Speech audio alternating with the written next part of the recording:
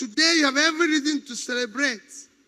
It's the opportunity of passing through this wonderful institution where you have been taught what Father has said, conscience. Conscience. Conscience is a critical component of your character because it's that who makes you to ask yourself questions. Whenever you want to do anything, you ask yourself, is this right? Is it wrong? That's what conscience is about. Am I doing the right thing? Because like the famous Socrates has said, unexamined life is not worth living. That is your conscience. That is what makes you who you are. It's talking about compassion.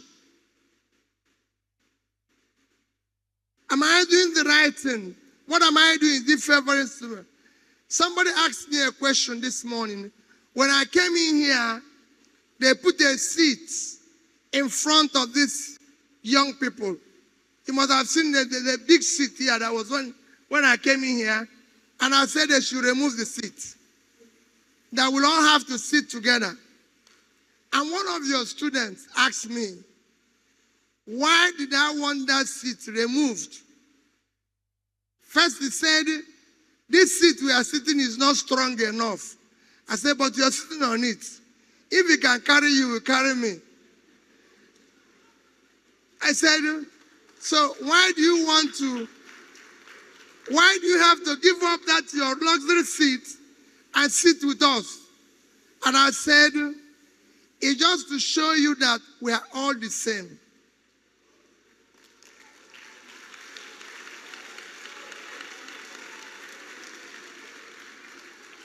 None of us here, including our dear father in faith, eat different food. He doesn't eat from different place. Let me even tell you, you might think you work hard now and there's something you're missing. And you work so hard to acquire wealth, acquire success in your life. Shockingly, when you acquire success in life, is when the doctors tell you not to eat anything again. All those things you aspire to eat, if you say this, they say, oh, it's not good. This one is not good. This one is not good. You find yourself returning to eating grass. Because that's the only thing that is good for your health. So it is to show that we are the same thing. Is this demarcation we have in our society that is affecting us today? Where somebody thinks because he's elected a governor or House of Assembly member, and wrongly they call him His Excellency, he now becomes a lord unto himself. Let me tell you, you know what His Excellency means? You asked young people, when you get your mark, you see good, best, excellent. Am I right? Excellence means an exemplary life you can live. And if you say it, I can tell you categorically, you can write it down and say, oh, there's nobody who is qualified to be called excellence here. It's an exemplary life. And that is what you are aspiring to be. To be excellent is to make sure you do the right things. You care for the society. You care for this. A RISE interviewer asked me now, what do you think about the education? Can government do more to educate people? I said, no. Education is not a social welfare. Education is not an expense. It's an investment. You wouldn't know how your parents feel today having invested in you. That's how Nigeria would have felt if we have invested in education. Investing in you is critical. Our country today is underdeveloped because we have not invested in education. The more a country invests in education, the more developed the country is. We have not invested, we are not developed. Because of it, we're not doing well. The measure of development is what they call Human Development Index. And three things, that's measure of development. And three things drives it: health, education, and pulling people out of poverty. But of these three, education is the most critical. So countries are doing better than us today because they invested in education. And you can see it everywhere. You might be looking at it, oh, but we're in Nigeria. Other people did not do this and everything. Those who are leading the world today are educated in their country. And I can tell you where you are now in this school. You are actually in a better school than most people who are overseas. When I finished in Christ the King College, I can tell you that because I've been there. When I finished in Christ the King College, I went to Nsukka. And I said to myself, I want to know whether these people who are in a better school, there's something different with their brain. That has taken me today to pass through Columbia University, Harvard University, Cambridge, Oxford, Kellogg. And why did I do this? And it will shock you. Whenever I go to any of them, I found out we are better. Whenever I go to any of them, just last night, I told somebody experience, last night in this Port Harcourt, I told somebody my experience that in Nsukka, I find it very difficult to have everything I needed as a student. I was shocked that in one of the best schools, first schools that I went in America, that for 1 week, we had a very good buffet, ice cream, wine, everything. So I didn't know that all those things were included in my fees because I've paid. So whenever I go to eat, I just take a little thing and go. An American friend of mine asked me, said, Peter, you don't like wine, you don't like ice cream, you don't like... And I said, no, because I didn't want to pay additional money. And then he told me, he said, but these are what you have already paid. Why don't you enjoy them? And I said, my God, why did I've lost 1 week then. I haven't eaten for 1 week. So you can imagine what happened in subsequent weeks. I had to cover up. But, what am I saying this? These are things we did not see here. So, if they are brought in our environment, they will all fail. But we succeeded. But what does that tell you? When you now start your life, look at what your parents have suffered. Some of them, I can tell you, deprive themselves of everything to make sure that you pass through here. That conscience will make you think about them.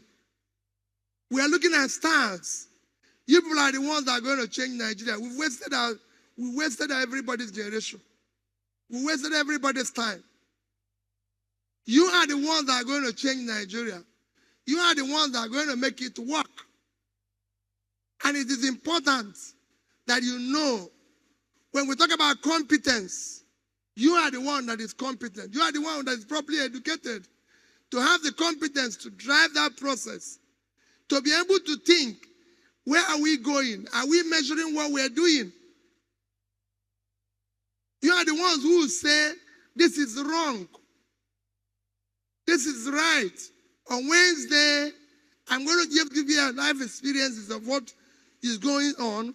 Today, India runs virtually everything in the world in terms of sciences, in terms of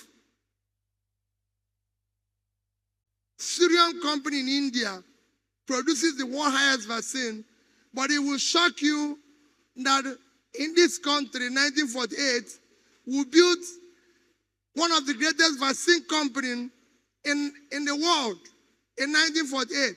That's what we used to fight smallpox, chicken pox, everything. In 1991, people who are leaders like me, out of wickedness, decided we need to refurbish it, shut it down, and we paid over $50 million to buy equipment. That equipment is still the way it came to Nigeria, and it's not refurbished because they don't have conscience. Today in Nigeria, we have a situation where our teaching hospitals are collapsing. Our national hospital is collapsing. If you see the president in America become sick, he goes to an ordinary hospital. If you see the prime minister in Britain become sick, he goes to an ordinary hospital because they are people of conscience. But here, our national hospital is collapsing. The equipment is going down. The budget this year for it is less than $2 billion. But the budget to keep a particular building where the occupants don't go to hospital here is costing us 20-something billion naira. Because we don't have conscience and people of competence, we don't have a national library. Every country of the world have a national library. Nigeria as a country does not have a national library. Our budget this year for our national library is 980 million naira. But the budget of National Assembly Library is 15 billion. Because we have no conscience. I want you to go out today here feeling that I will believe in those seeds Father I've mentioned. Starting with conscience. Because it pricks you. Conscience that what I'm doing must be right. Conscience that I must do please my parents. Conscience that I must be part of building a better society. Conscience that what we are going to see.